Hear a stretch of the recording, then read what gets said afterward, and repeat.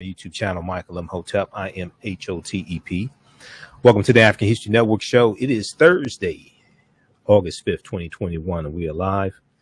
So on yesterday's show, we talked about the eviction moratorium that was largely spearheaded by Representative Cori Bush, Democrat from Missouri, and the CDC, Center for Disease Control and Prevention, announced an eviction ban or moratorium until October 3rd after pressure from Representative Cori Bush and Representative Maxine Waters and Representative Ayanna Pressley and Nancy Pelosi and people across the country speaking out in protests. Okay, so the news came down on Tuesday, August 3rd, about the eviction moratorium.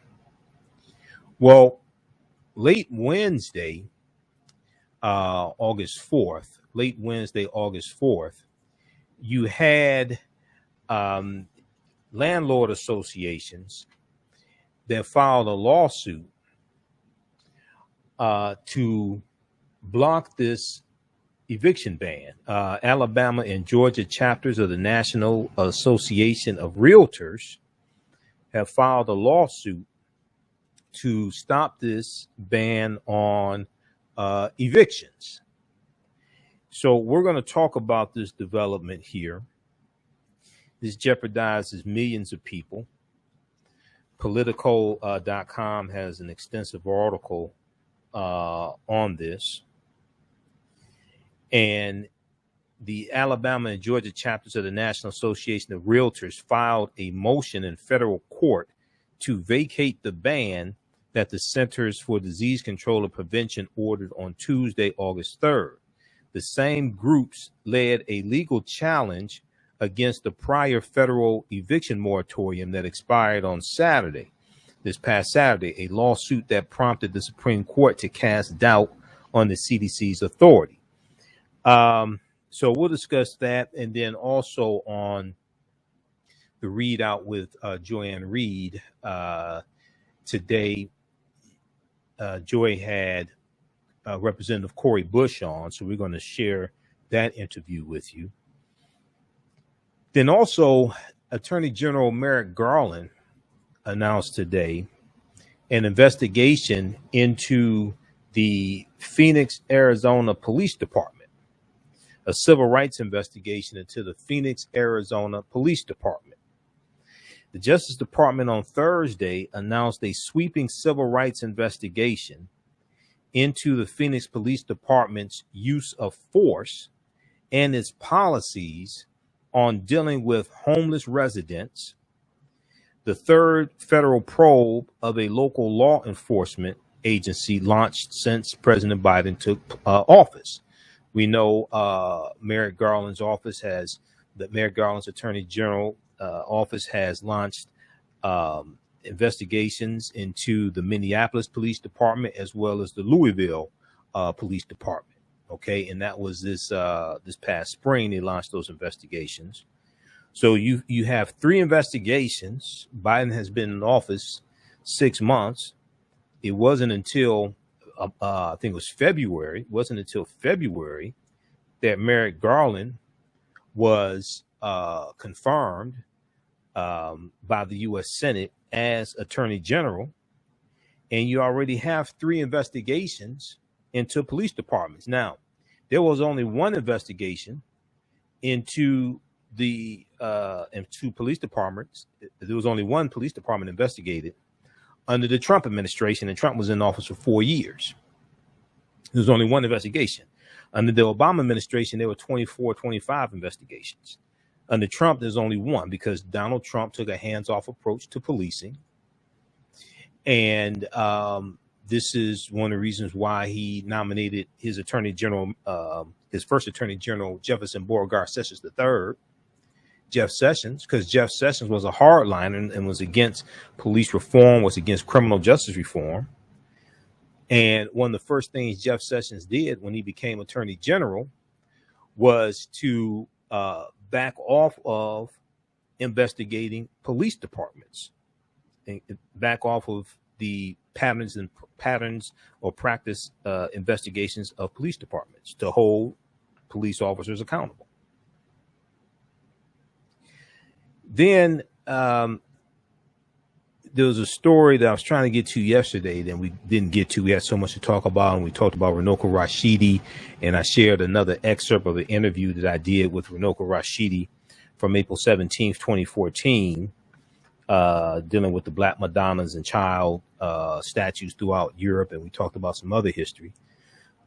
Providence, Rhode Island will add African American history to their school curriculum.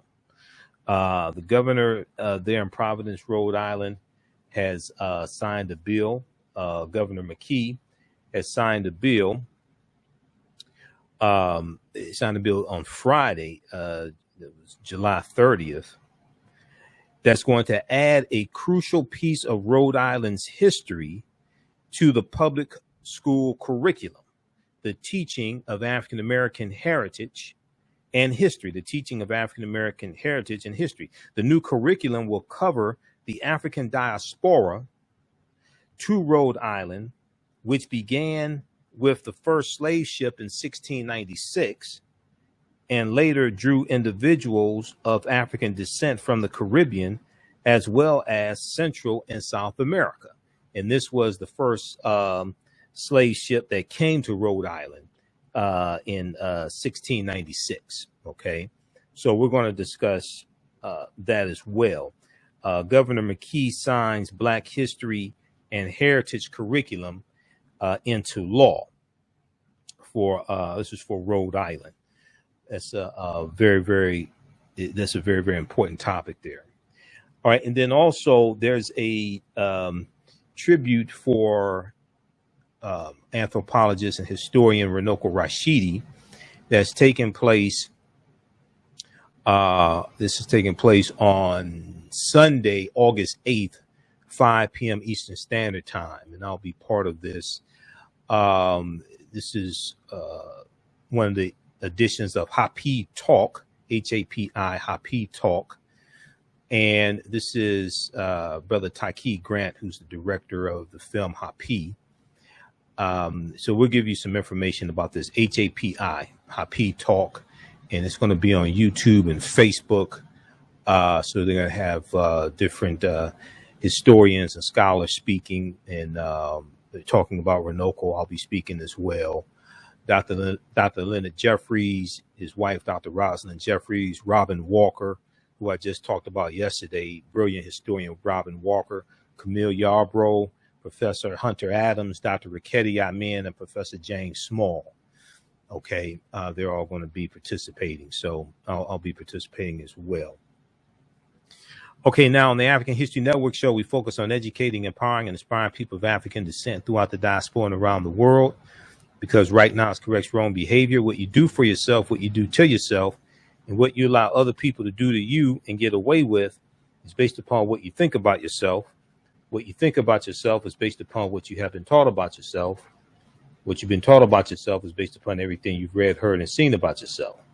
So when you control the radius of a man or woman's thoughts, you control the circumference of his or her actions, because the mind can't do or teach what it doesn't know.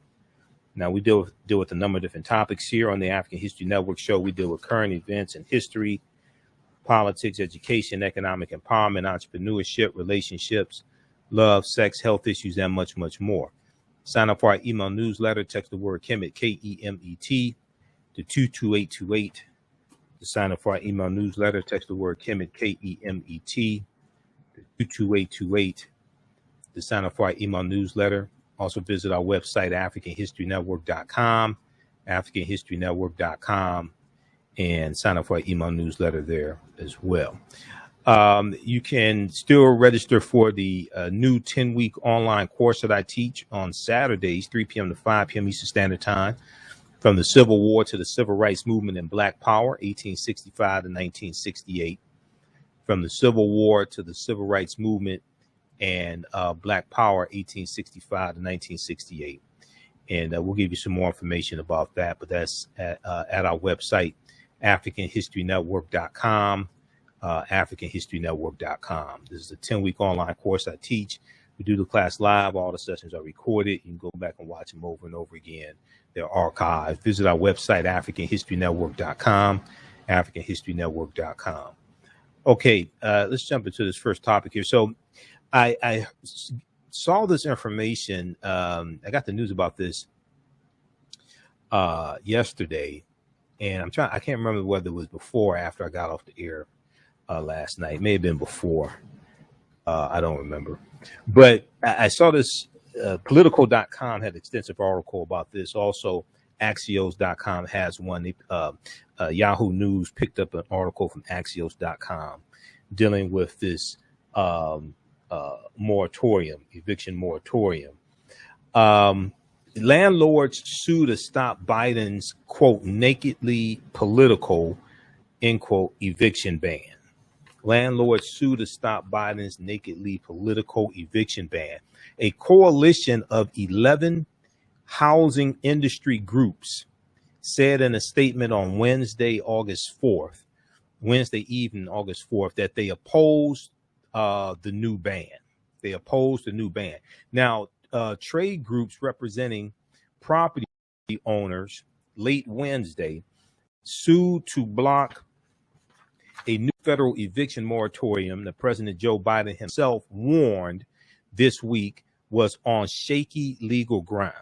The Alabama and Georgia chapters of the National Association of Realtors filed a motion in federal court, to vacate the ban that the Centers for Disease Control and Prevention ordered on Tuesday.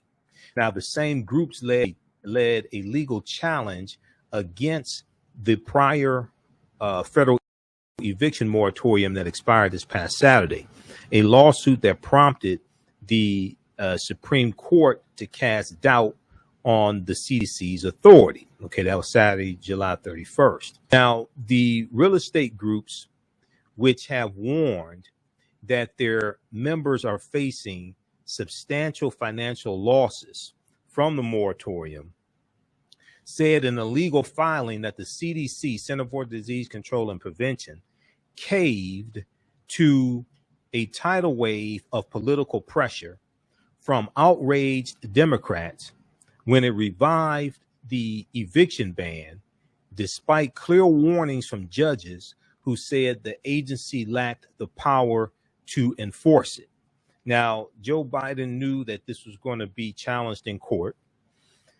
He said that there were a few legal scholars who felt that the CDC has the authority to extend this ban.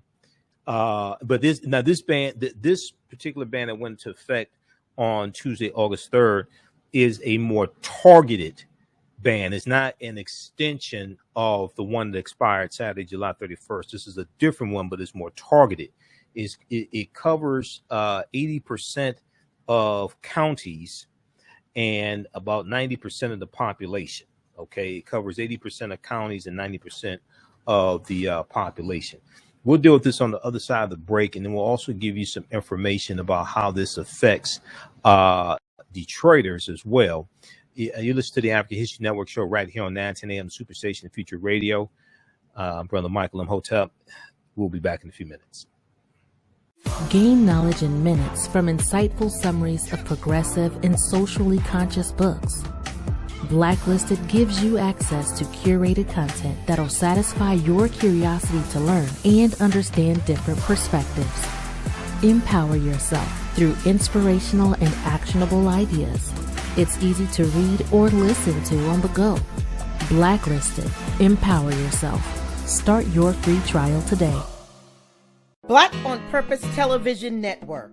Yes, Black on Purpose Television Network. All black, all positive, all the time. The largest black-owned streaming television network in the world. Bringing our people together worldwide. Controlling our messages, our stories, our way. Black TV the way it should be. Black music, Black history, and more. 30 plus channels, thousands of shows. Black on Purpose Television Network. Subscribe now. 910, the Superstation, Detroit's only African-American talk radio. Welcome back to the African History Network show right here on 910 AM Superstation. Future Radio. I'm your host, Brother Michael Imhotep. It's Thursday, August 5th, 2021, and we are live. Calling numbers 313-778-7600. 313-778-7600 is the call-in number if you have a question or comment. Now, I want to let you know the 910 AM Superstation has a Godfather's package for those who want to advertise with 910 AM the Superstation WFDF. They have the greatest advertising deal ever with their Godfather package. You get 200 commercial spots for $500 with a must-air within 30-day policy. A must-air within 30-day policy. That is only $2.50 per spot, and they will even produce the spots free. That's right. They will produce the spots for free. Call Renisha Williams right now at 313-434-8291. That's 313-434-8291. Call Renisha Williams about the Godfather's advertising package with 910 AM Superstation WFDF. Okay, let's go back to this topic here dealing with a group of landlords suing the Biden administration to stop the eviction moratorium. Okay, you have the Alabama and Georgia chapters of the National Association of Realtors. Okay, the Alabama and Georgia chapters of the National Association of Realtors have filed this lawsuit and they to stop the ban on evictions that was instituted Tuesday, August 3rd by the Center for Disease Control and Prevention. Now, the CDC appeared, so the group says that the real estate groups, which have warned that their members are facing substantial losses from the moratorium, said in a legal filing that the CDC caved to a tidal wave of political pressure from outraged Democrats when it revived the eviction ban, despite clear warnings from judges who said the agency lacked the power to enforce it. Now, the groups said that the CDC appears to have acted in bad faith. Now, the new legal challenge will fuel further chaos around the federal government's safety net for renters still struggling to pay bills during the pandemic.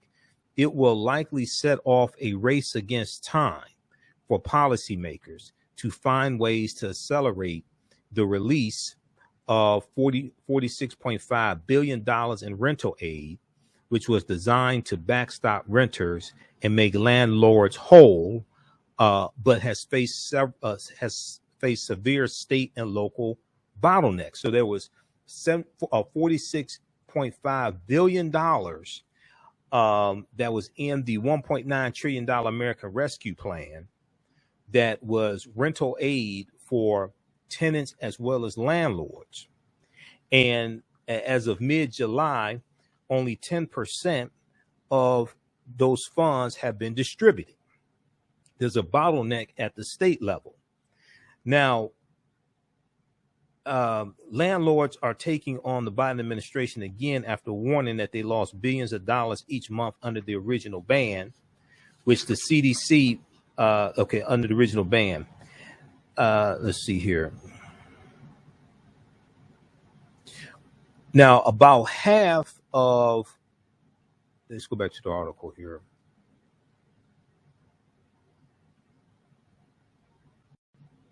About half of all housing providers are mom and pop operators, said the National Association of Realtors president, Charlie Oppler. Now, landlords are taking on the Biden administration after warning that they lost billions of dollars each month under the original ban. A coalition of 11 industry groups, including the Mortgage Bankers Association and the National Association of Home Builders, said in a statement Wednesday evening that they opposed the new ban and that the administration, and that, quote, the administration itself noted its lack of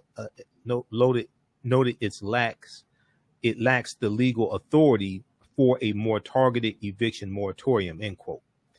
About half of all housing providers are mom and pop operators, National Association Realtors president Charlie Oppler said, quote, without rental income, they cannot pay their own bills or maintain their properties. Without rental income, they cannot pay their own bills or maintain rental income. We're going to go to clip one here in just a second here from MSNBC, Shakita.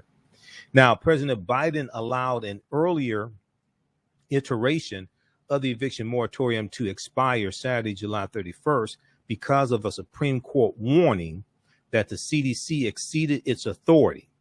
But the White House reversed course this week and enacted a more targeted ban in response to a major backlash from Democrats who warned millions of Americans were at risk of losing homes. And they were absolutely correct. Okay, it's estimated up to 11 million. It's like about 6 million households, up to 11 million people are at risk of losing their homes. Now, the administration initially said its hands were tied by the June Supreme Court opinion and tried to put the responsibility on Congress to extend the moratorium. That failed in Congress. Representative Maxine Waters was the sponsor of that bill that failed Friday, July 30th in the House of Representatives. But House Democrats cannot muster the votes to pass an extension before leaving for August recess. Personally, I don't think they should have left for August recess without passing the bill. But at the same time, you need 10 votes from Republicans in the Senate. So the bill was expected to die in the Senate because most of those Republicans are heartless and they're not going to vote for it. None of the Republicans in the House, and some people say, oh, you're being judgmental about Republicans. Well, none of them voted for the American Rescue Plan, the $1.9 trillion American Rescue Plan, even though it's helping Republicans in their states who voted for them in the first place. Okay, no Republican in the House of Representatives or the U.S. Senate voted for the $1.9 trillion American Rescue Plan that allotted the $46.5 billion in rental assistance. That came from Democrats. That bill was passed by Democrats. No Republicans voted for the bill. Senator Mitch McConnell of Kentucky, in the last 2 or 3 weeks, he was in Kentucky talking to his constituents, talking about how $4 billion was coming to Kentucky from the American Rescue Plan and how it was going to benefit, how this $4 billion was going to benefit Kentucky. Then he had to admit he didn't vote for the bill. But you're talking about how this $4 billion in the American Rescue Plan that no Republicans voted for, you're talking about how it's going to benefit Kentucky, and then you had to admit you didn't vote for the bill.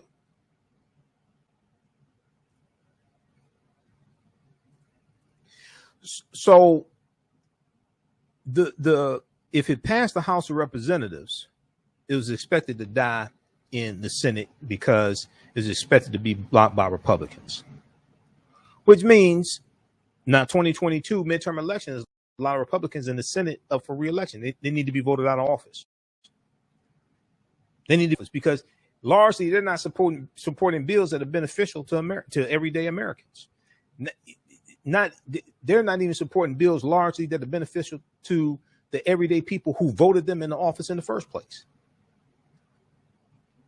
we'll see what happens on the infrastructure bill, but we know that the second part of the infrastructure bill is expected to go through the budget reconciliation process and not have any Republicans that vote for it. You just need a 51 vote majority.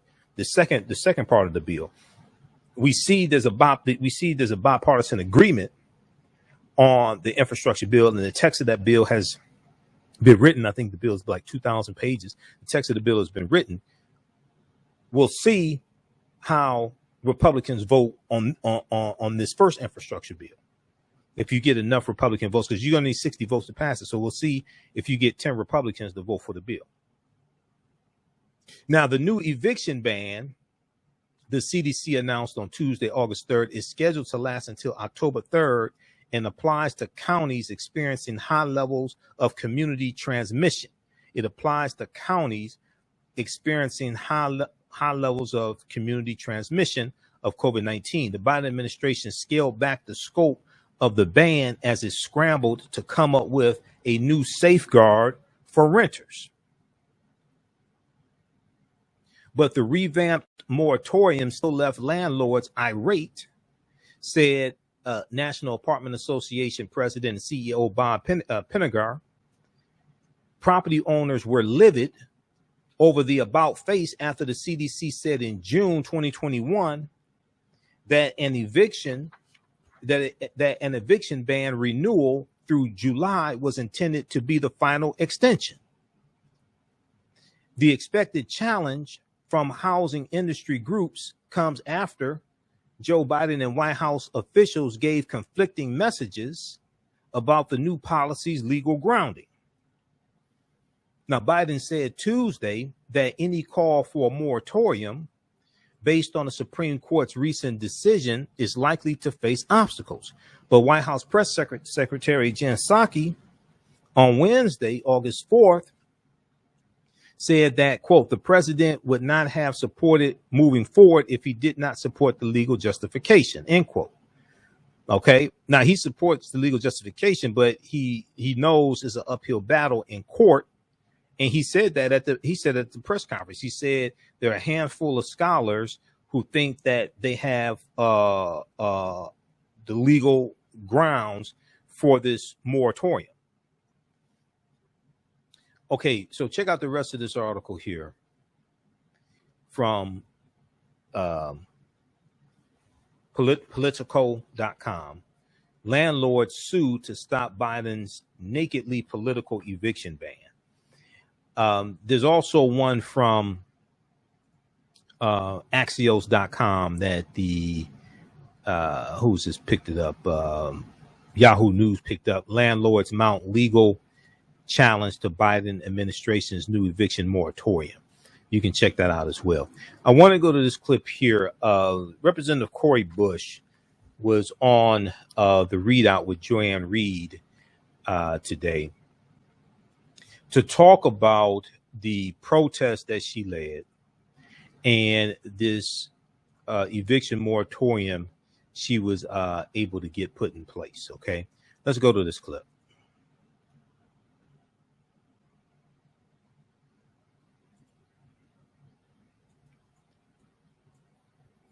And take it off mute.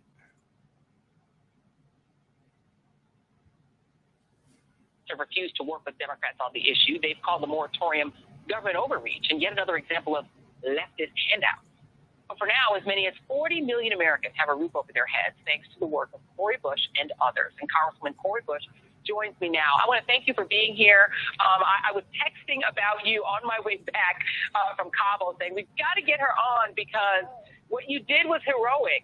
Talk about the origins of this sleep-in, this sleep-out.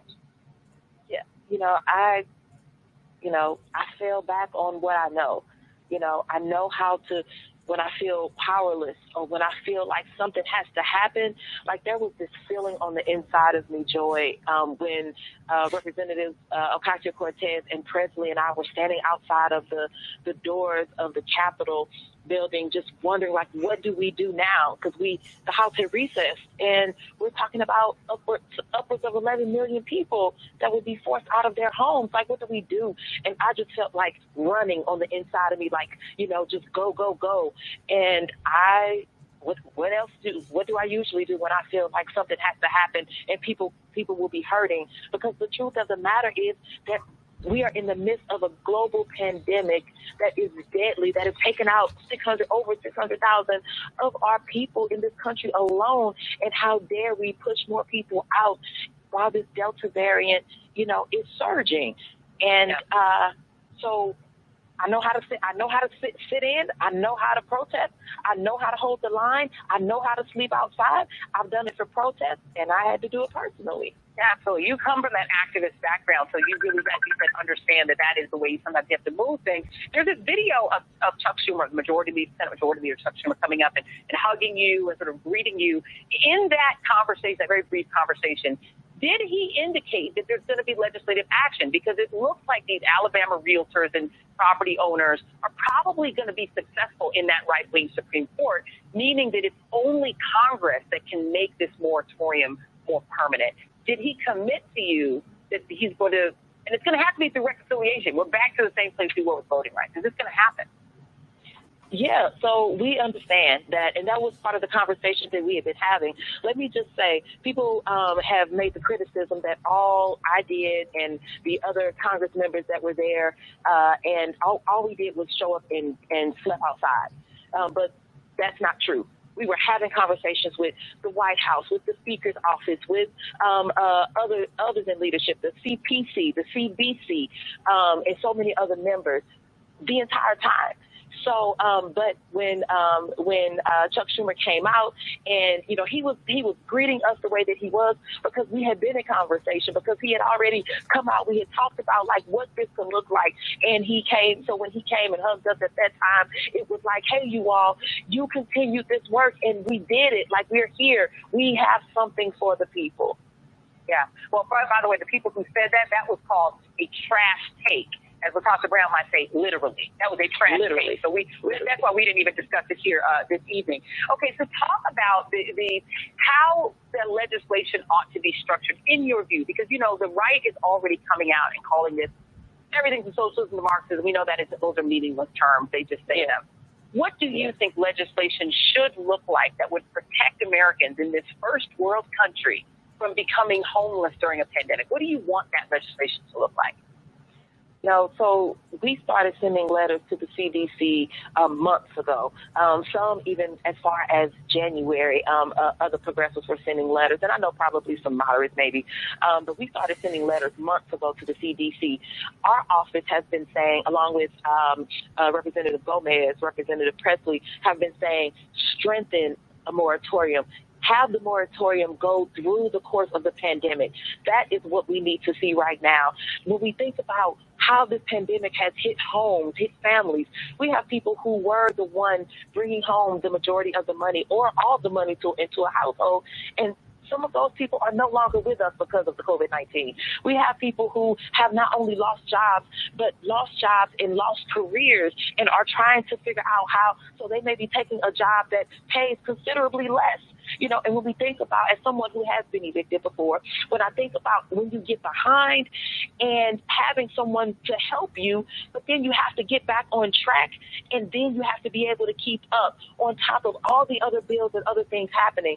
So for me, it is making sure that we have that moratorium, that we have the where utilities are able to be paid, where small landlords are getting the money, making sure that we get this money out, that $43.5 billion that's still sitting, get that money out to the landlords, get that money out to those who need it most. But then after that, we see what else we need, who still is in need, how else can we help.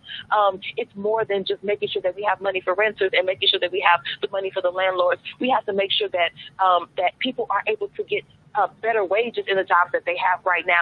We have a multitude of issues that are not being addressed, and I do not want to hear what people say. We've already given too many handouts. Call it what you want to, but what people don't like is to see people unhoused in their communities. People don't like that. So keep people in their homes, help people to have this social safety net right now. Right. That's very needed. All right. So that is the passionate Cori Bush, Representative Cori Bush, Democrat from Missouri, who is actually out organizing and fighting on behalf of not just her constituents, but people across the country. She's actually taking action. She's an organizer. She's bringing those organizational skills, those activist skills to Congress. So good job to her. And, you know, there was a article we talked about briefly yesterday's show, and everybody should read this one. This is from thegrio.com. It was African-American women who were at the forefront of pushing for this eviction moratorium. Okay. Representative Maxine Waters, who sponsored the bill in the House of Representatives that failed. Representative Maxine Waters, Representative Ayanna Presley, and Representative Cori Bush. Read this article here from the Grio. Black congresswomen are leading the fight against eviction. That's not coincidental, because African-American women are 3 times as likely to be evicted. Black congresswomen are leading the fight against eviction. That's not coincidental. This is by Dr. Nadia E. Brown for thegrio.com. All right, we're going to go to clip, I think this is clip 2. No, actually, it's clip 3, the one from Fox News. We're going to go to that one, clip 2. We're going to go to that one in just a second here, Shakita, from Fox News. So this moratorium also applies to Wayne County. It now includes Detroit and Wayne County. There's a piece from Fox 2 News that talks about how this impacts locally. CDC eviction moratorium now includes Detroit and Wayne County. And Wayne County, for those that don't know, is the county that Detroit is in. The United Community Housing Coalition says when they got the news, 550 households and possibly more in Detroit were on the verge of eviction. It is a welcome relief for the real people who can now stay in their homes. Check out this piece here from Fox 2 News. This is fox2detroit.com, fox2detroit.com. CDC eviction moratorium now includes Detroit, Wayne County, what you need to know. This is from Thursday, August 5th, 2021. Now, and we'll go to the clip here in just a second, Shakita. It talks about, in this story here, it talks about Erica Long, who said, I would have been forced to live with somebody, and that's something I did not want to do. So Erica Long can stay in her home because Wayne County and the city of Detroit now fall under the umbrella of the CDC, of the CDC's eviction moratorium, which was extended until October 3rd for some communities. Erica Long said, be patient as far as do your due diligence, as far as your documentation and your paperwork. Now, Ted Phillips is the executive director of the United Community Housing Coalition, who says over 9,000 eviction cases have been filed with 36 district courts since the first of the year. The moratorium's extension will help to stave off a flood of people losing their housing. He said, I think it's huge. There's no completely scientific way of determining who all would have been evicted, but we know that even by now, there would have been a lot of tenants who would have been evicted. Now, the reason for the extension is the CDC has reclassified, Center for Disease Control and Prevention, has reclassified Wayne County as an area under threat of substantial community transmission. The CDC has reclassified Wayne County as an area under threat of substantial community transmission of COVID-19. Ted Phillips, executive director of United Community Housing Coalition, said, quote, people are evicted and they have no place to go. They may go live with family, and that is a no-brainer. But sometimes that father or mother is a senior or in a senior building or subsidized housing. And if there are COVID issues, you are putting seniors at risk. Now, the coalition makes the argument that the moratorium has some unexpected benefits for landlords as well. Ted Phillips says on average, they're paying out around $8,000 per case in back rent to landlords who otherwise may not have a tenant at all, The money coming from federal COVID stimulus funds, and that was in the $1.9 trillion American Rescue Plan that no Republicans in the House of Representatives or U.S. Senate voted for. Okay, let's go to this clip from Fox 2 News Detroit, Shakita.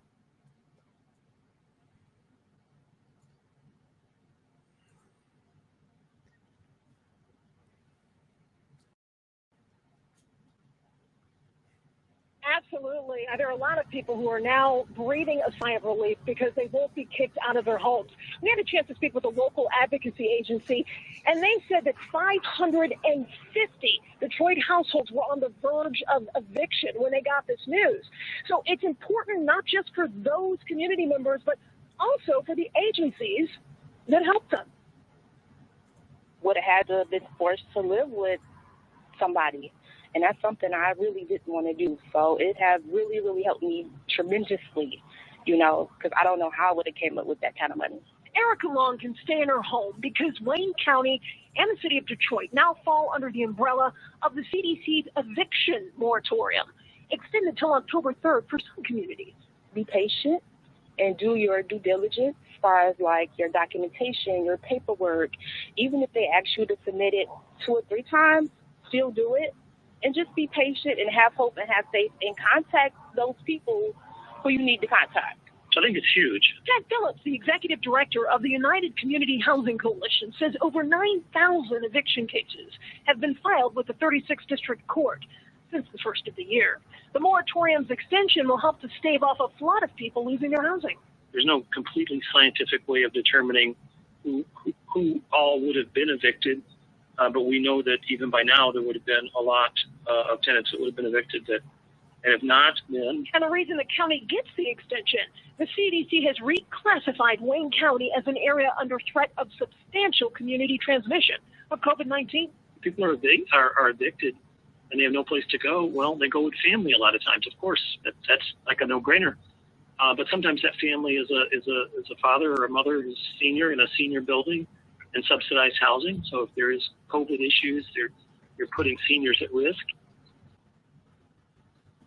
And the coalition makes this argument as well. They say there actually is an added benefit for landlords because when they go to court, the coalition and other agencies are often paying out, on average, $8,000 per case of back rent. And that's money that the landlords wouldn't otherwise get if someone was, in fact, evicted from their home. We're live in Detroit. I'm Hillary Goldstein, Fox 2 News. So, Hillary, how do people get help in Wayne County right now if they're in this situation and they need help? Yeah, it's very easy. In fact, there are 2 hotlines that are set up. It's sort of separated between Detroit and everywhere else in the rest of Wayne County. So we're going to get those numbers up on our website, fox2detroit.com. And something to keep in mind, if you have not actually gotten into court, you can still reach out for help. If you call one of those numbers, they will direct you to where you need to go. So don't wait, don't hesitate. Keep documentation and keep the line of communication open so that you don't lose your housing. Monica? Good information. Thanks, Hillary. All right, great reporting from Fox 2 News Detroit. In this article here, CDC eviction moratorium now includes Detroit, Wayne County, what you need to know. At the bottom, they have the phone numbers that were mentioned. So Detroit, Hamtramck, and Highland Park, the number is 866-313-2520. For Detroit, Hamtramck, and Highland Park, the phone number is 866-313-2520, or visit the website DetroitEvictionHelp.com, DetroitEvictionHelp.com. Now, for the rest of Wayne County, Michigan, the phone number is 734-284-6999, 734-284-6999. And then also to stay updated regarding evictions, visit 36th District Court's website, 36thdistrictcourt.org, 36thdistrictcourt.org. And check out the article here from Fox2News, Detroit.com. We'll post a link here on the thread of the broadcast. Now, Detroit News also has an article. We're going to clip 3, Shakita, from MSNBC. We're going to clip 3. The Detroit Free Press also has an article here. CDC eviction moratorium now applies to Wayne County, Washtenaw County, and 42 other counties in Michigan.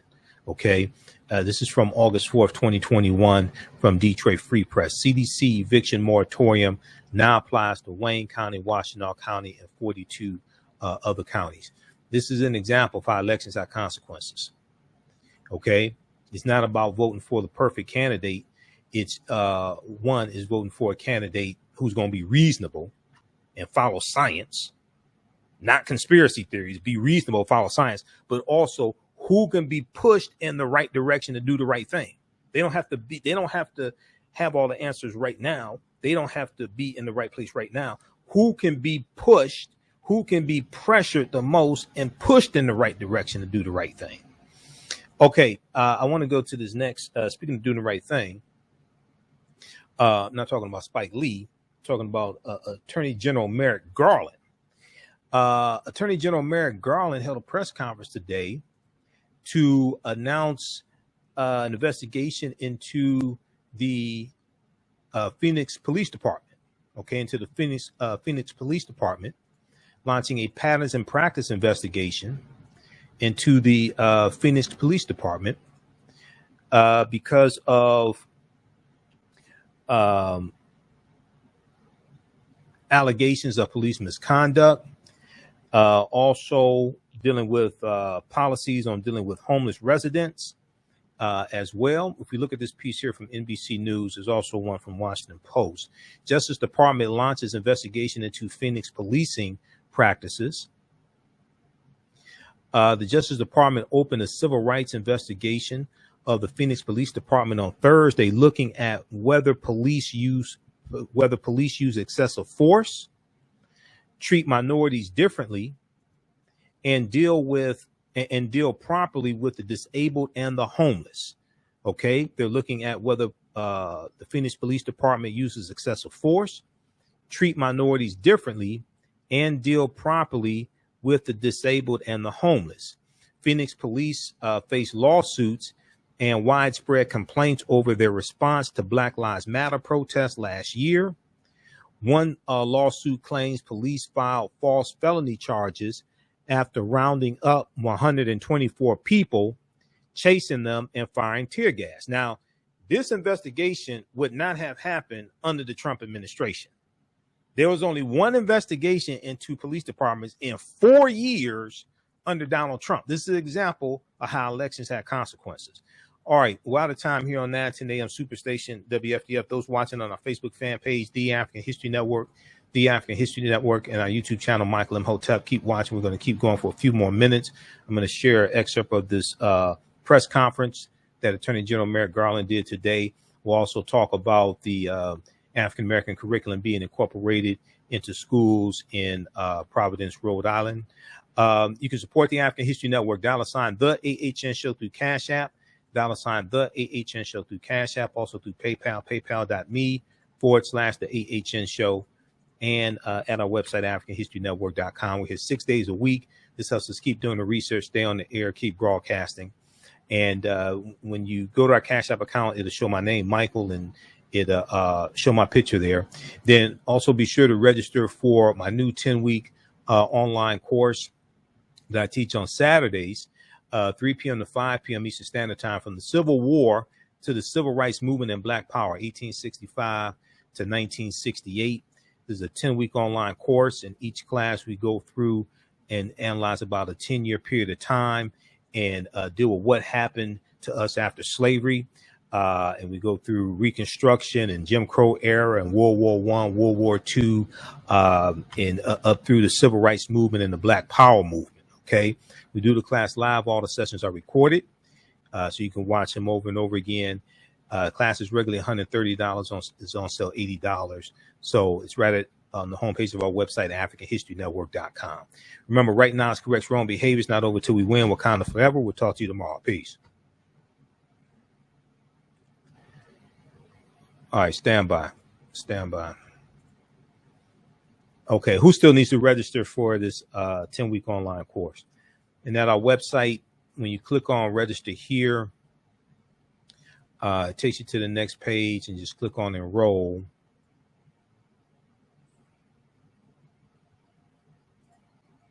Takes you to the next page. Just click on enroll right here. And as soon as you register, you can start watching the content.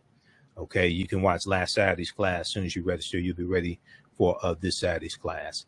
And then the other online course that I teach that is the precursor to this one is Ancient Kemet, the Moors, and the Ma'afa, Understanding the Transatlantic Slave Trade, what they didn't teach you in school. Ancient Kemet, the Moors, and the Ma'afa, Understanding the Transatlantic Slave Trade, what they didn't teach you in school.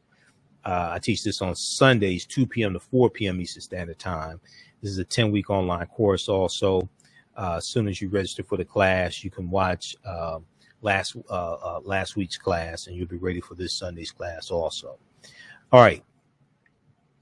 And this one, we deal with thousands of years of history and what leads up to the transatlantic slave trade taking place. And we deal with the 800-year occupation of Europe by the Africans known as the Moors and what leads to the transatlantic slave trade. And we go through and study the transatlantic slave trade also. Okay. All right, let's continue here.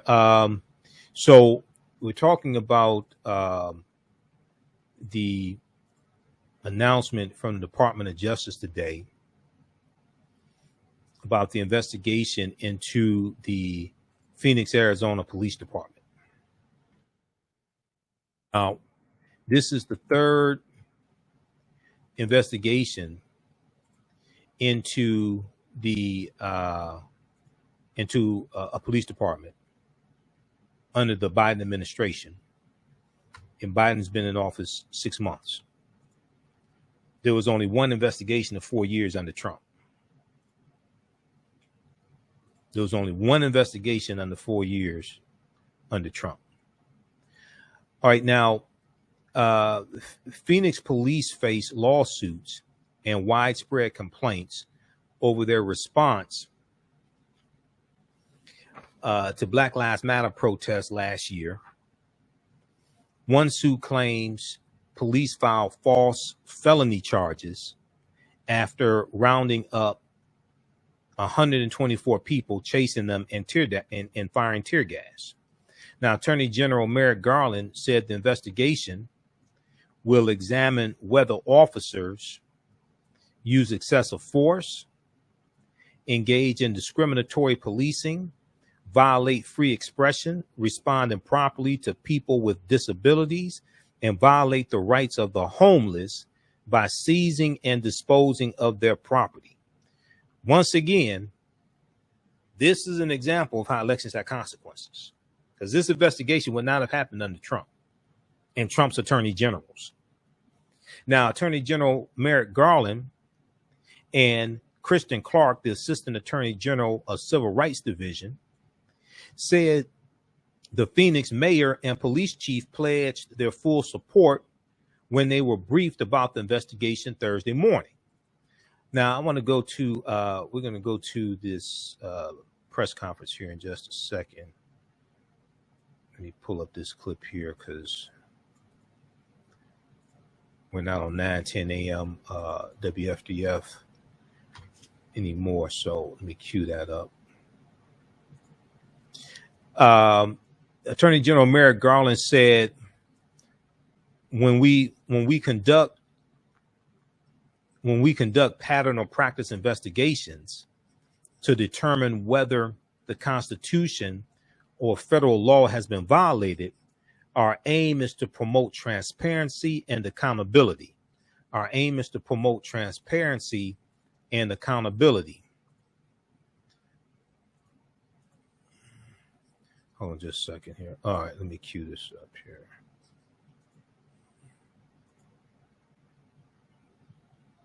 Okay, our aim is to promote transparency and accountability. This increases public trust, which in turn increases public safety, Attorney General Merrick Garland said. Now, the Justice Department opened similar investigations this year of police departments in Minneapolis, Minnesota, after the death of George Floyd, and in Louisville, Kentucky, after the death of Breonna Taylor. Now, Arizona released body camera footage in August 2020 showing the arrest of a man who died in police custody after he was held on asphalt for several minutes in 100-degree heat. Now, Attorney General Merrick Garland said that how police respond to calls involving people with physical or mental disabilities is an important issue for the nation. How police respond to calls involving people with physical or mental disabilities is an important issue for the nation.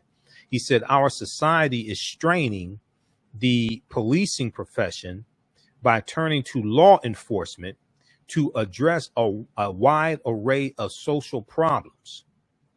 Quote, too often we asked law enforcement officers to be the first and last option for addressing issues that should not be handled by our criminal justice system.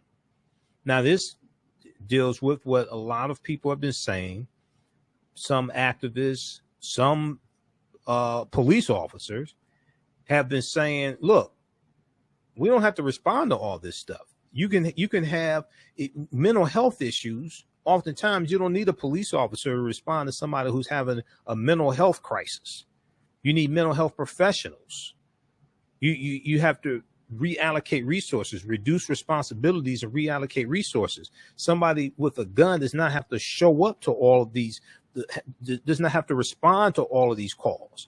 You can have other people who are professionals in those areas to respond to these calls.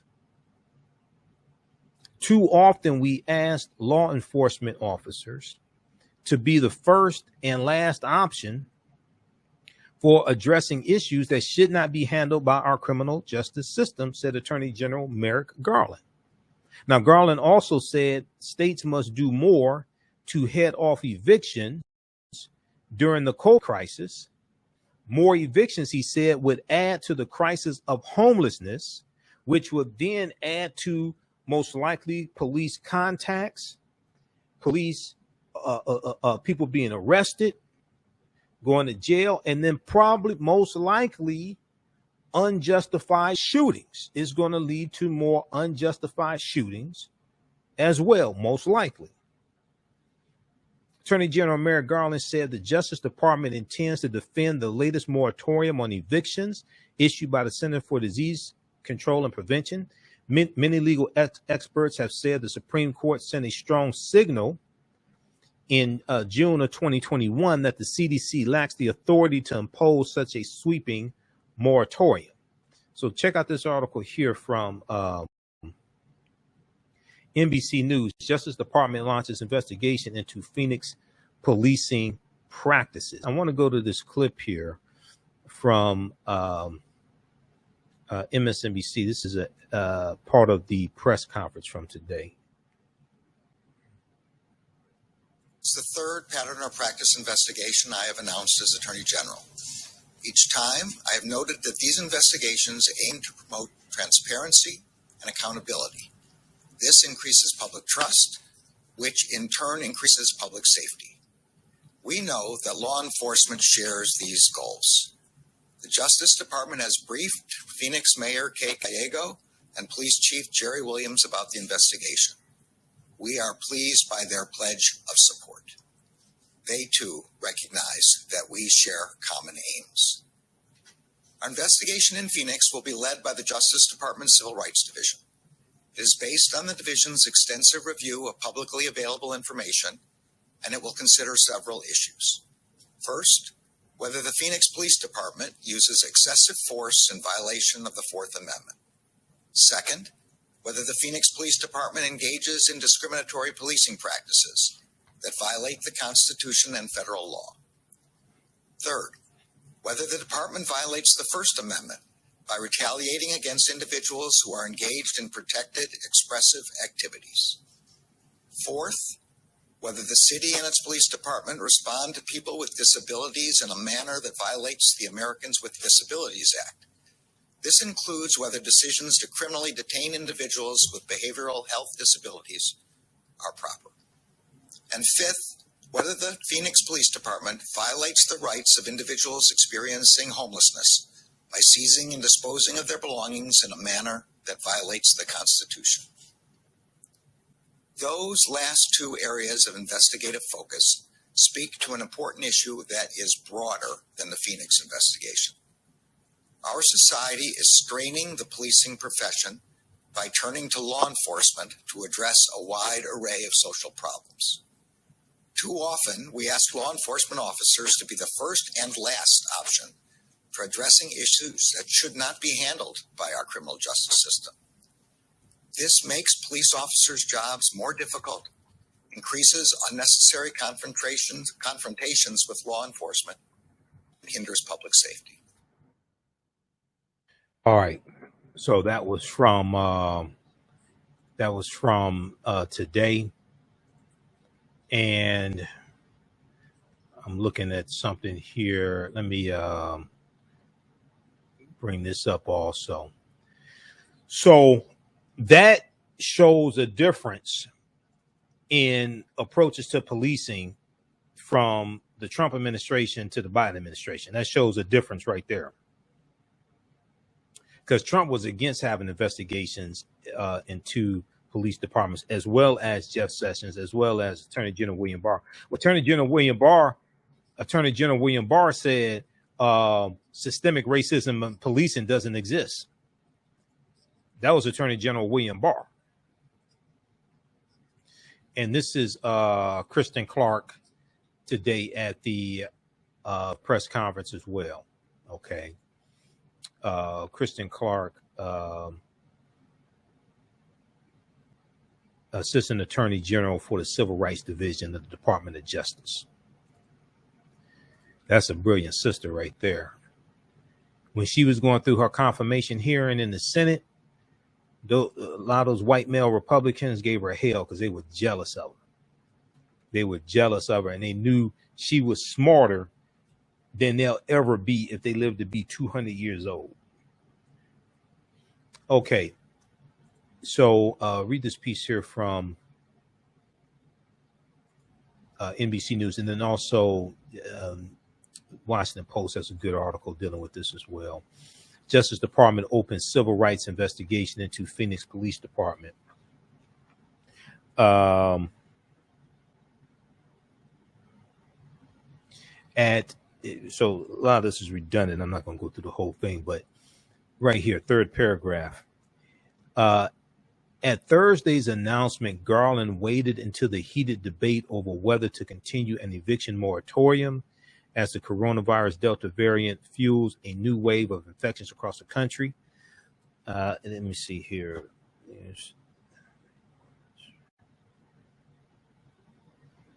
Okay, specter of mass evictions too often. We asked law enforcement to be the first and last option.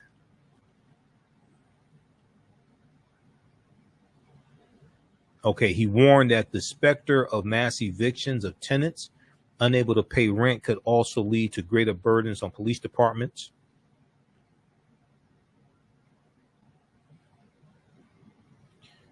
Okay, Phoenix leaders said they welcomed the intervention. There's Kristen Clark walking into the press conference.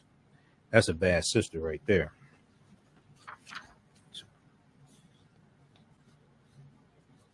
Okay, now the recommendation, Mayor Kate Gallego, Democrat, said the recommendations that will result from this review will assist us in our ongoing efforts to become an even safer, stronger, more equitable city.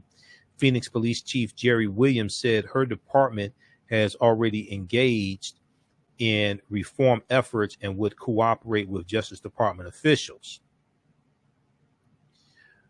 Let's see here. We are looking forward to seeing what we're doing right and also looking forward to what we can improve on, she said at a news conference in Phoenix with City Manager Ed Zurcher. Quote, public trust is essential and effective policing and accountability is a big part of that. Public trust is essential and effective policing and accountability is a big part of that. Now, Michael Britt London, president of the Phoenix Law Enforcement Association, said his organization remains confident in the work of the police department and will cooperate with investigators. The organization's top priority, quote, is to maintain a high standard of community policing and promote ethical policies that protect police officers and our community, end quote, he said in a statement. There is a, let's see, fourth paragraph from the bottom. Now, officials said the Phoenix investigation will take months to complete. If the Justice Department lawyers conclude the police department engaged in systemic misconduct, they may pursue a court-approved consent decree mandating broad reforms. And those reforms would be a federal judge would have oversight on enforcing those reforms. That's called a consent decree. Yet such settlements have produced mixed results in other cities, lasting longer than local leaders expect and costing the jurisdiction millions of dollars a year in fees for federal monitors, revamped officer training programs, and new technology. But on the other hand, some of those same municipalities are paying out millions of dollars a year in police misconduct lawsuits. Some of those same municipalities are paying out millions of dollars a year in police misconduct lawsuits.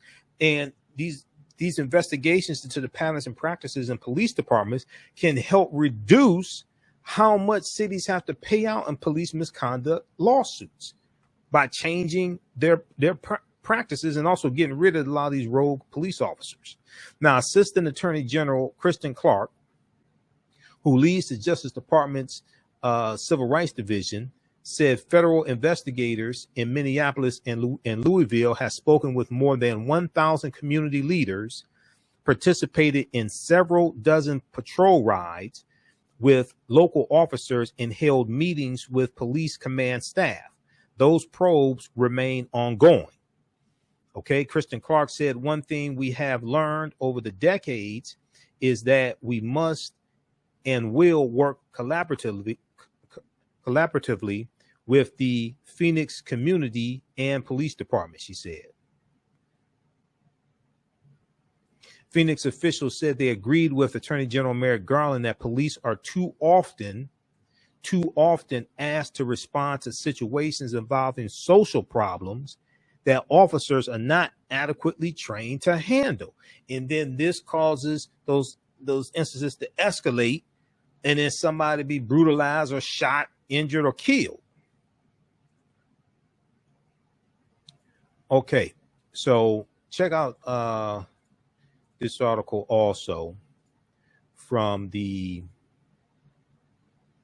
check this out from the Washington Post. Where's that from the Post?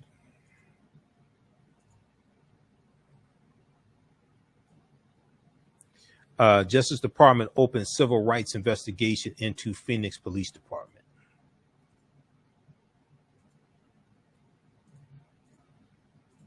Justice Department opens civil rights investigation into the Phoenix Police Department. Okay, let's see here. How's everybody doing? Share this broadcast on social media platforms. Invite your friends to tune in.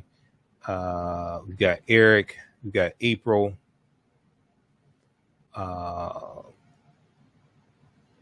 We have Blue Sapphire. Just a few people watching. Greg Osborne, who still needs to register for the new 10-week online course that I teach on Saturdays. This one's on Saturdays, 3 p.m. to 5 p.m. Eastern Standard Time, from the Civil War to the Civil Rights Movement and Black Power, 1865 to 1968. We're going to post a link here. You can still register for that course. As soon as you register, you can start watching the archive content, and we'll see you in class this Saturday. All right, now there is a, we're going to go to this last story here in just a second. There is a tribute to Runoko Rashidi taking place on, this is taking place on Sunday, August 5th. Sunday, August 5th. So after I do teach my Sunday class, I'll be on this broadcast here. And let me see if we can go to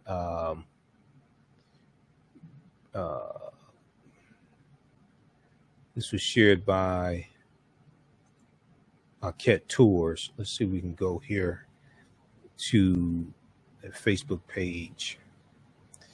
So this is a tribute to Brother Runoko Rashidi. Brother Taki Grant, who's the director of the film Hapi, is organizing this. This is at the Hapi Tours, AKHET, Hapi Tours Facebook page.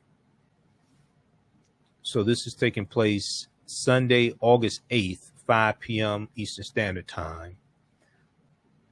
Join us for a tribute to Dr. Runoko Rashidi. Runoko passed away Tuesday, August 2nd.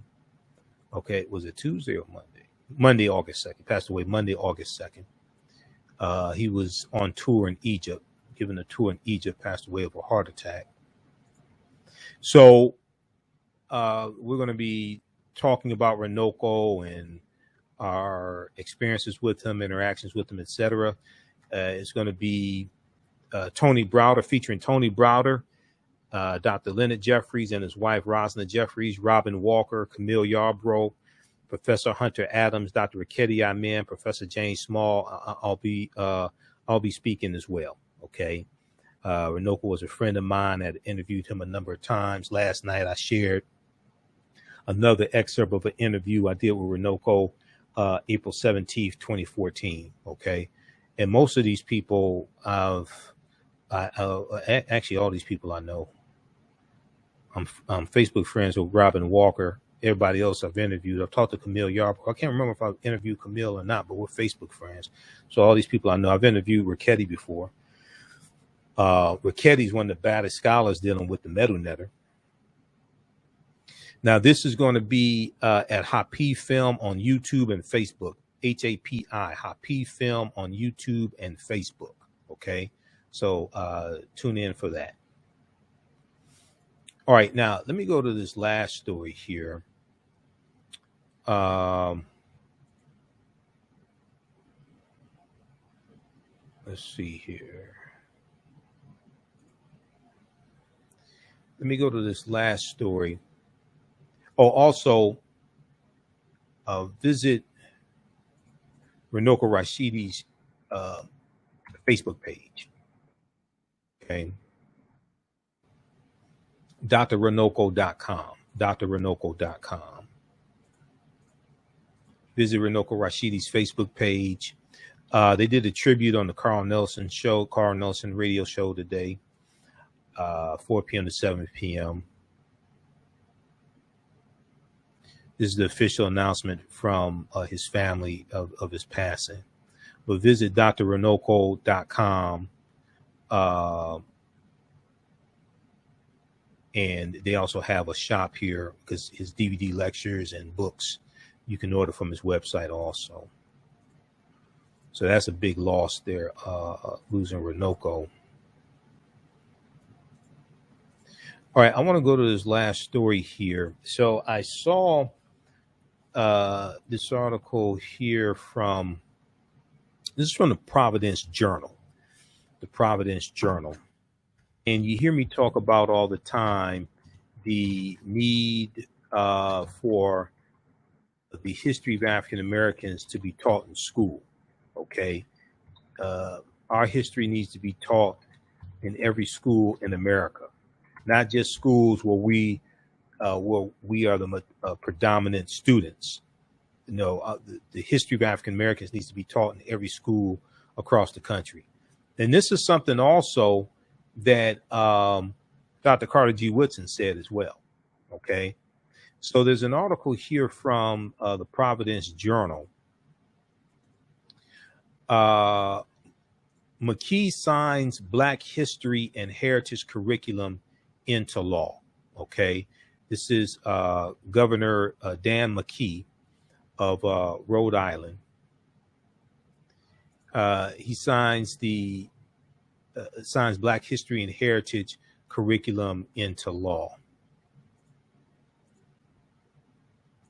So if we look at this article here, with the stroke of his pen, Governor Dan McKee on Friday, July 30th, added a crucial piece of Rhode Island's history to the public school curriculum, the teaching of Black heritage and history, Now, Keith Stokes, vice president of the Black Heritage Society and one of the leading lights behind this effort, said it took 400 years to get here. Now, Keith Stokes is also one of the curators of Our Hidden History, Race and Ethnicity in Rhode Island, which began as a regular feature on the Providence Journal opinion page since the summer of 2020. Now, the new curriculum will cover the African diaspora to Rhode Island, which began with the first slave ship in 1696. Okay, the first slave ship in 1696. And this was the first slave ship to go to Rhode Island, and later drew individuals of African descent from the Caribbean as well as Central and South America.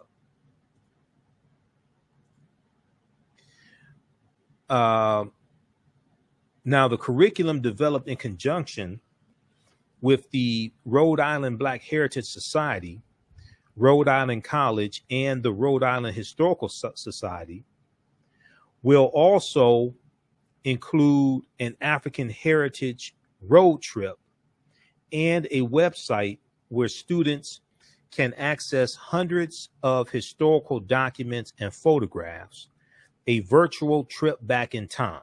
Okay. This will include an African heritage road trip and a website where students can access hundreds of historical documents and photographs. Now, State Representative Anastasia Williams, Democrat from Providence, Rhode Island, has championed the inclusion of Black history since 2014.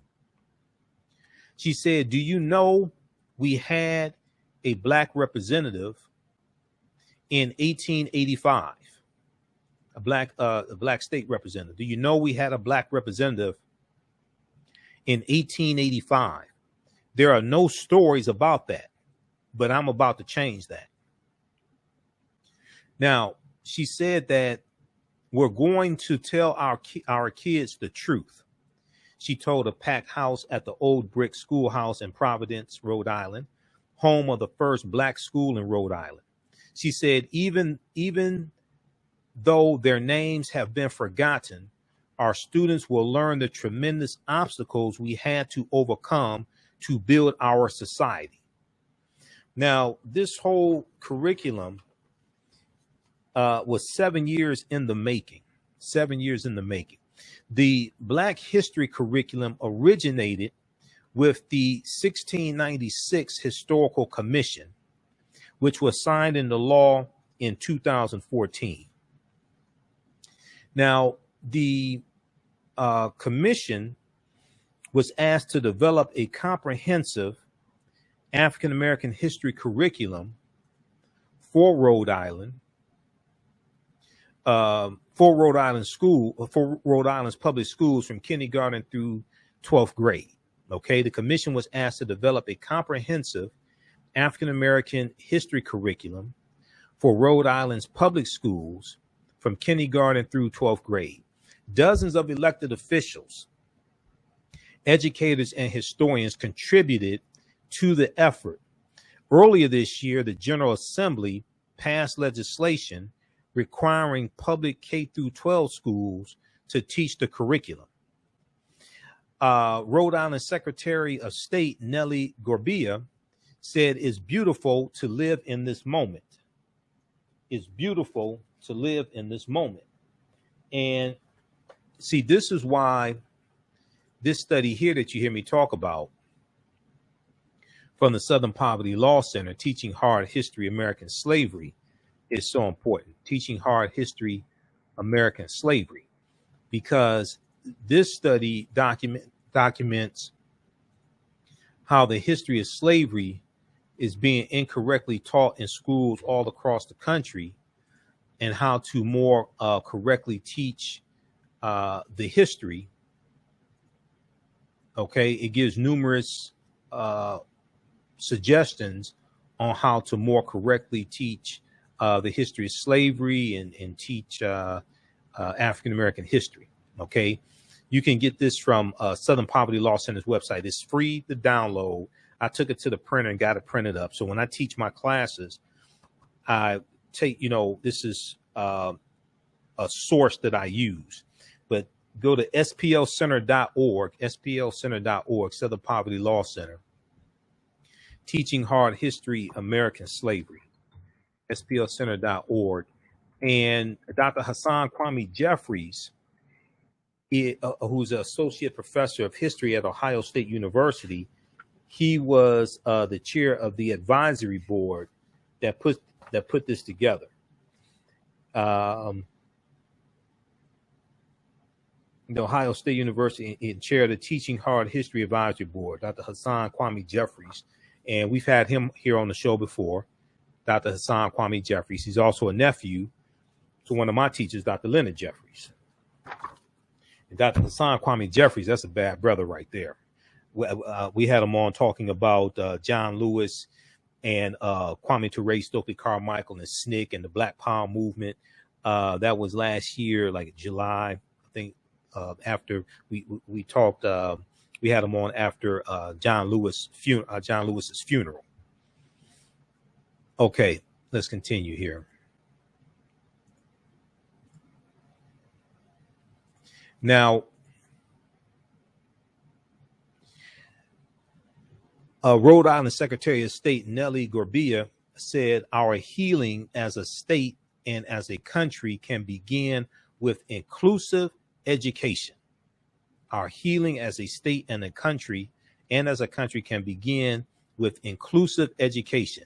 Now, Senator Tierra Mack, Tierra Mack, Democrat of Providence, Rhode Island, the key sponsor in the Senate, in the state Senate, said, "As a young Black woman, it's great to see the triumphs, resiliency, and beauty of our painful past."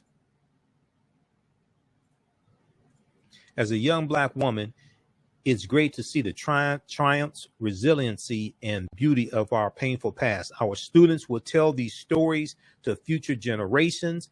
We'll be able to create a future that includes all of us. And see, this is why African history is so important. What you do for yourself, what you do to yourself, and what you allow other people to do to you and get away with is based upon what you think about yourself. What you think about yourself is based upon what you have been taught about yourself.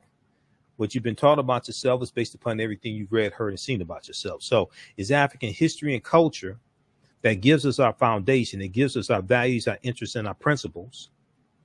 And this impacts our economic empowerment, our political empowerment. This impacts our self-esteem, our self-development, our self-worth. It impacts how we see ourselves. But this history also connects us to our ancestors and teaches us the battles that they had, the fights that they had, the successes that they had. And it causes us to have a renewed respect for what they went through, even if we may not agree with all the tactics that were used or what have you. It causes us to have a renewed respect for what they endured. So this is extremely important.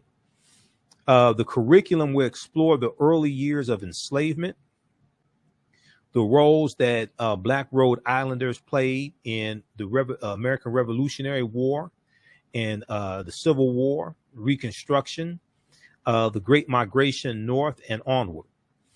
The law takes effect with the graduating class of 2025. The graduating class of 2025. Now, Governor Dan McKee called the inclusion of African history in the curriculum long overdue, adding that Rhode Island has had a complex history. Rhode Island has had a complex history. He said this is a strong message about our commitment to an education that is inclusive, he said. Now, Providence Mayor Jorge Elorza described how he had no professional role models growing up. So the idea of becoming a lawyer, which he eventually did, seemed foreign to him. He had no professional role models growing up. So the idea of becoming a lawyer, which he eventually did, seemed foreign to him. And oftentimes it's difficult to be what you can't see. It's difficult to be what you can't see, and whatever's disseminated becomes imitated. This is why images, negative stereotypical images of African Americans, are shown to us through the media as a form of control, manipulation, and programming. Whatever's disseminated becomes imitated. And when you control the radius of a man or woman's thoughts, you can control the circumference of his or her actions. Okay? This is understanding the propaganda of the media. These are things that we have to fight back against. But if you think you are an N-word, if you think you are a B or a H, most likely you're not going to fight back against this. See, the reason why many of our people don't fight back is because many of our people don't think that we're fighting for. Oftentimes we've been so psychologically attacked. Many of us don't think we're worth having more than what we have. And we have bought into these white supremacist ideologies that we are lesser than. So we just acquiesce. We just settle for that. And then we allow negative corporate control hip hop to be played. All you have to do is look at the treatment that the hip hop artists, who I don't like, DaBaby. I mean, a grown ass man calling himself DaBaby, something's wrong right there. Okay. But also a grown ass woman calling herself Megan Thee Stallion. And a stallion is a male horse that has not been castrated. Look at the definition of the word stallion. Stallion is not a female horse. A stallion is a male horse that has not been castrated. So just as it's crazy, it makes no sense for a grown man to call himself DaBaby, it makes no sense for a grown woman to call herself a stallion. But okay, whatever. But I may do a separate broadcast on this because I've been studying media for 30 years. The backlash DaBaby is getting for what are labeled as quote unquote homophobic comments. And he's being canceled from concerts and things like this, right? But he's not getting backlash for calling people the N-word and calling women B's and H's in his music. And derogatory music regarding African Americans. He's not being canceled from concerts for that. The reason why is because you only protect what you respect. See, you can say whatever you want to about Negroes. You're going to be rewarded for that. You're going to perform at the Grammys. you're gonna have song of the year like WAP. Okay, song of the year. You can be as dehumanizing and as negative. You can say whatever you want to about Negroes. But the minute you step out of line and you start talking about other groups who are perceived to have more value, now all of a sudden it's a problem and you're going to face consequences and repercussions. This is what's happening right here. You only protect what you respect. If you go back, so you see, we have to sit back and ask the question, well, wait a second, how is it that he says something negative about the LGBT community and then he's getting dropped from concerts, but he can call black people all types of names, call us the N-word, all types of stuff like that, and there's no consequences? Why are we the only ones that you can say negative things about? If you now let's look at this. The same rappers who will say they can call black women the B word because they have a First Amendment right to freedom of speech. Well, where's your freedom of speech now talking about the LGBT community? You ain't talking about freedom of speech now. So we have to ask ourselves this question. Well, hold on. How is it that you got to pay a price when you disrespect other people, but you don't have to pay a price when you disrespect us? Because you only protect what you respect. So the questions we have to ask ourselves is what price are they going to have to pay to us? How are they going to have to deal with us? How are they going to have to acquiesce or apologize or capitulate to us when they disrespect us? But not just them. We have to go after the record corporations because they're the ones that allow it. The white-owned corporations.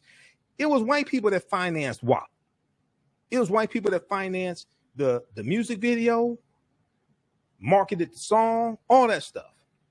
And whatever's disseminated becomes imitated. This is programming.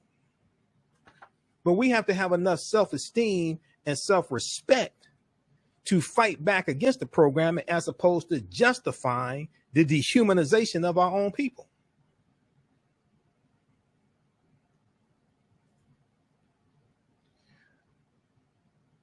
If you look at, I talked about this 2 or 3 weeks ago. If you want to see a big difference in the way one group is treated over another group, all you have to do is look at Rick Ross and what happened with the song UOENO and the controversy over those lyrics. Billboard.com had an article. Now, I talked about this when it happened because once again, I've been studying media for 30 years. So I can give you numerous examples of things like this. We can go back to 1995 when Michael Jackson had the song, "They Don't Really Care About Us." And the Jewish community took exception to that. And Sony took every last one of those CDs off the shelf, removed the controversial lyrics, then put the CD back on the shelf. But the CDs they have from artists calling black people the N-word, things like this, they left that stuff on the shelf. That wasn't a problem because you only protect what you respect. But if we look at this article here, Reebok drops Rick Ross over UOENO rap lyrics. This is from April 11th, 2013. I talked about this when it happened. Reebok drops Rick Ross over UOENO rape lyrics. So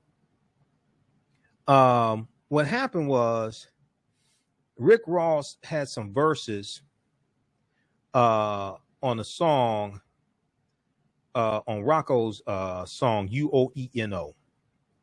Rick Ross came under fire for lyrics on this song that says, quote, "Put Molly all in her champagne. She ain't even know. She ain't even know it. I took her home and I enjoyed that. She ain't even know it." End quote. Okay.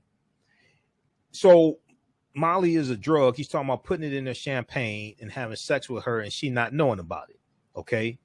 So like date rape or whatever you want to call it, sexual assault.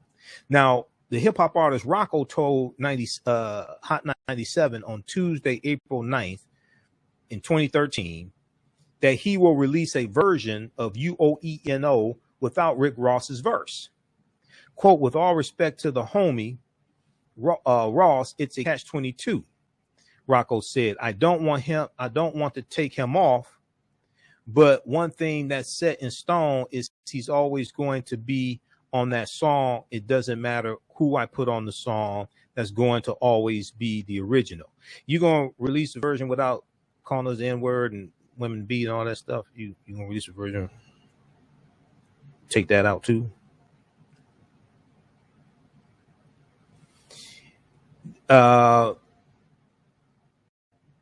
So here's what happened. Rick Ross had an endorsement contract with Reebok. Well,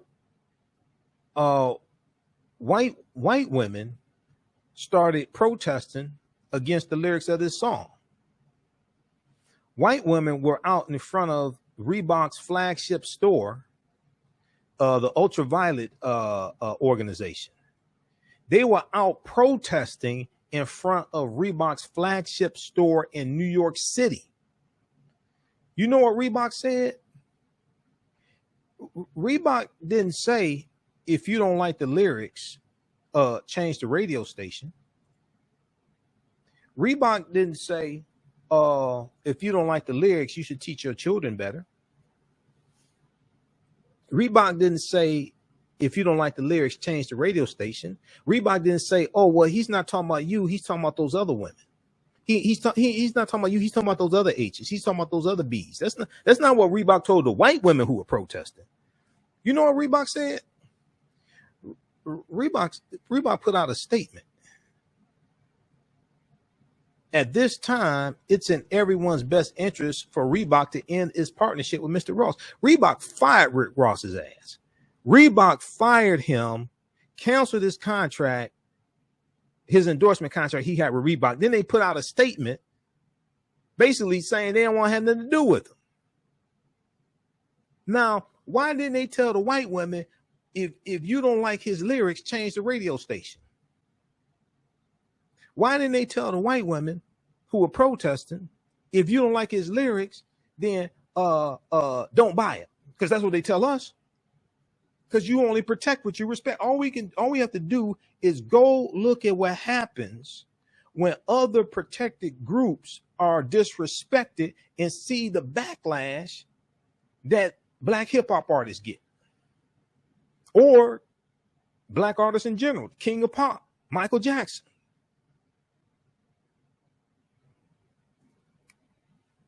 All right. Read this article from Billboard. See, I talked about all this stuff when it happened. So what we have to have enough self-respect where we stop financing our own dehumanization and justifying our own dehumanization, number one, and stop justifying this nonsense. Two, we have to go after these corporations and find out where our 401k dollars are invested, find out where our pension fund dollars are invested, because many of us are invested in entertainment companies that are putting out negative corporate control hip hop and putting out negative stereotypical images of African Americans, and we're financing our own dehumanization. So we have to redistribute the pain economically and let them know we're not going to tolerate this. The reason why they keep doing this is because we keep tolerating it and making excuses for our own dehumanization, while they keep profiting off our own dehumanization.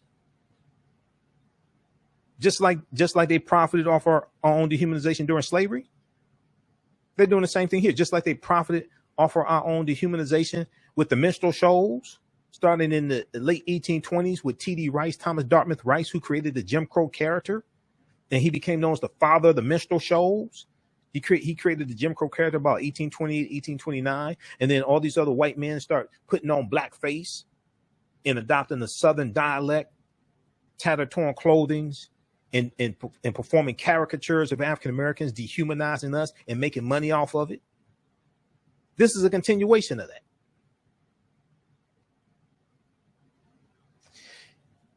Back to this article from the Providence Journal, because all this is connected. What you do for yourself, what you do to yourself, and what you allow other people to do to you and get away with is based upon what you think about yourself. What you think about yourself is based upon what you have been taught about yourself. What you've been taught about yourself is based upon everything you've read, heard, and seen about yourself. All of this is connected. So Providence, Rhode Island Mayor Jorge Elorza said, now every child will be able to look and see themselves in the curriculum as kings and queens, not B's and H's, not N-words, not thoughts, okay, but as kings and queens, as innovators, as doctors, as lawyers, as architects, as creators of civilization, as founders of, as mothers and fathers of civilization. Not the subject of dehumanization, but as mothers and fathers of civilization. As community leaders. It's nothing short of opening kids' minds. It's nothing short of opening kids' minds. Okay, so read this piece here from the Providence Journal, providencejournal.com. McKee signs Black history and heritage curriculum into law. McKee signs Black history and heritage curriculum into law. There was also another piece that I saw on this. This was from, you can check this out. This was from a local news source. This was Channel 10, I think it was. Now, I haven't seen a whole lot of information in the news about this. There was about a 59-second clip on the Black News Channel about this. There should be more about it. As much as they're talking about DaBaby, there should be more about it. Once again, a grown-ass man calling himself DaBaby. All right. Next thing you know, to be an artist calling himself the Crack Baby. Okay. Or if you remember Robin Harris, Test Tube Baby.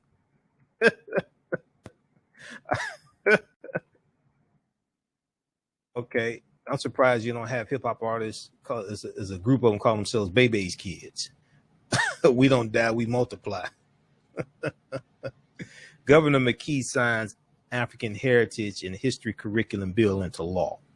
This is from turn210.com, turn210.com, WJR channel, WJAR channel 10, NBC news affiliate there in Providence, Rhode Island. Okay.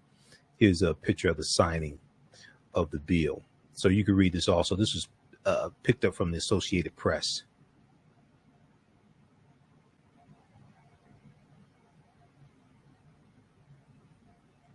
Governor Daniel McKee said the inclusion of African heritage and history in Rhode Island curricula is long overdue. I hope that Rhode Island will lead the nation in the effort to educate our young people on a full scope of history, including teaching students about events that took place right where they live. Okay. All right. So read this also. All right. We've got April, Eric. So everybody follow us on our Facebook fan page, The African History Network, The African History Network, and our YouTube channel, Michael Imhotep, IMHOTEP. Turn on live notifications so you know when we go live as well. And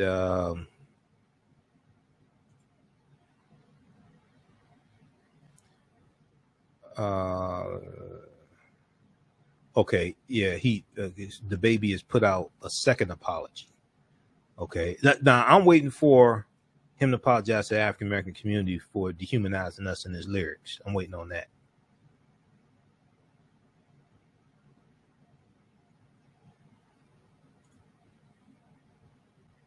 Yeah, I may do a separate broadcast on this. You know, this is so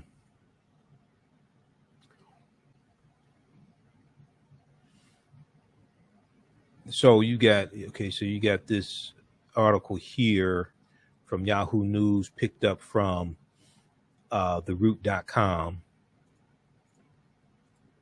Following DaBaby's second apology, 11 HIV/AIDS organizations issue an open letter to the rapper.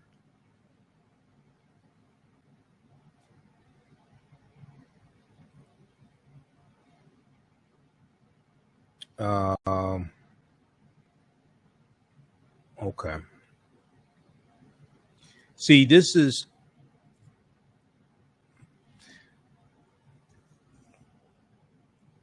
it was the African American community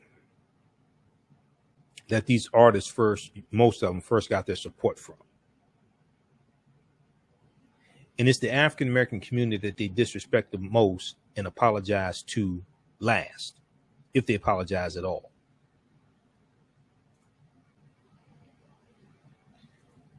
All right. So we'll talk about this later, I guess. Okay. Hey, if you like this type of information, you can support the African History Network, $ the TheAHNShow, through Cash App, $ the TheAHNShow, through Cash App, also through PayPal, paypal.me/TheAHNShow, paypal.me/TheAHNShow. Okay. We're here 6 days a week. This helps us keep doing the research, stay on the air, keep broadcasting, cover expenses, pay some of the bills. Also at our website, AfricanHistoryNetwork.com, AfricanHistoryNetwork.com. All right. Be sure to register for the 2 online courses that I teach, one on Saturday, one on Sunday. My new one is From the Civil War to the Civil Rights Movement and Black Power, 1865 to 1968. And we deal with history after the Civil War, ends, and we deal with the Reconstruction era, Jim Crow era, reversal of our rights, the attacks on African American rights, etc., Black Code, sharecropping. We go through the World War I era, World War II, Great Migration, Harlem Renaissance, UNIA, Universal Negro Improvement Association, and Marcus Garvey, Dr. Carter G. Woodson's organization, Association for the Study of Negro Life and History, Nation of Islam, all that, then through the Civil Rights Movement and the Black Power Movement. Okay, this is a 10-week online course that I teach. We do this Saturdays, 3 p.m. to 5 p.m. Eastern Standard Time. We do the class live. So you can see me in class. I can't see you. So it's not like Zoom. It's not like a Zoom meeting at work and you see everybody's face. No, you see me. I don't see you. We have a live text chat. You can ask questions in class. You don't have to worry about getting dressed up for class. You can have on pajamas or what have you. You can have a bonnet on if you want to. I can't see you, so it doesn't matter. And then you can watch from around the world, and all the sessions are recorded also. They're archived, so you can go back and watch them anytime. So we have that one. Click on register here. It takes you to the next page. Click on enroll. And then this is the first class that I teach. This one deals with thousands of years of history from ancient Kemet, the Moors, and the Ma'afa, understanding the transatlantic slave trade, what they didn't teach you in school. So we teach this one on Sundays, 2 p.m. to 4 p.m. Eastern Standard Time. As soon as you register, there's archive content that you can watch also. Classes are regularly $130, on sale $80. That's at AfricanHistoryNetwork.com, AfricanHistoryNetwork.com. All right. Look, we have to get out of here. Remember, at the African History Network, we focus on educating, empowering, and inspiring people of African descent throughout the diaspora and around the world. Because right now it's corrects wrong behavior. It's not over till we win. Wakanda forever. And we'll talk to you tomorrow. Peace. Black on Purpose Television Network. Yes, Black on Purpose Television Network. All black, all positive, all the time. The largest black-owned streaming television network in the world, bringing our people together worldwide, controlling our messages, our stories, our way. Black TV the way it should be. Black music, Black history, and more. 30 plus channels, thousands of shows. Black on Purpose Television Network. Subscribe now. Gain knowledge in minutes from insightful summaries of progressive and socially conscious books. Blacklisted gives you access to curated content that'll satisfy your curiosity to learn and understand different perspectives. Empower yourself through inspirational and actionable ideas. It's easy to read or listen to on the go. Blacklisted. Empower yourself. Start your free trial today. We all know the cannabis industry is headed toward an uprise in the past decade. What happens when there is a brand that brings this uprise in a blow? The cannabis industry welcomes her uprise. Hustle her hemp. Delivering excellence with pride is her watchword, and how you choose to embrace it makes it a priority. From cultivating rich cannabis into exquisite and tastefully finished CBD products to delivery, Hustle Her Hemp leaves no stone unturned. Hustle Her Hemp's mission is to empower women of color by building business and creating legacies, uniting beauty, health, and business. We are a pure definition of how we want the CBD industry to become in the future. While we are redefining innovation, we bring the same energy to improving the quality of life. Hustle Her Hemp is the new uprise.